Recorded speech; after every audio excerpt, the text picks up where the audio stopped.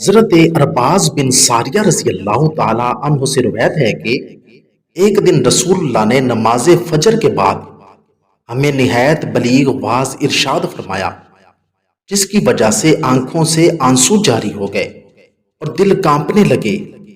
ایک شخص نے کہا، یہ تو رخصت ہونے والے شخص کے واز جیسا واز ہے۔ یا رسول اللہ، آپ ہمیں کیا وصیت کرتے ہیں؟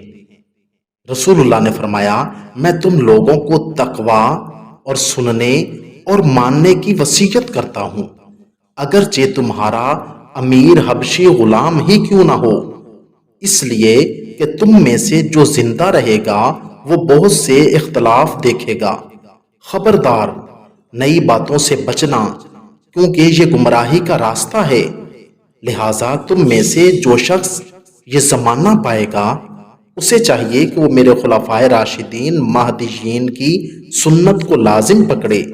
تم لوگ اسے دانتوں سے مضبوطی سے پکڑ لو۔